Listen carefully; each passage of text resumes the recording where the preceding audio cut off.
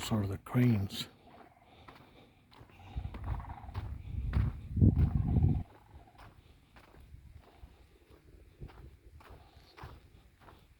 They're still migrating to the south. And now,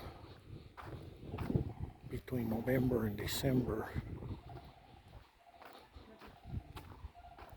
they keep migrating south to Central and South America.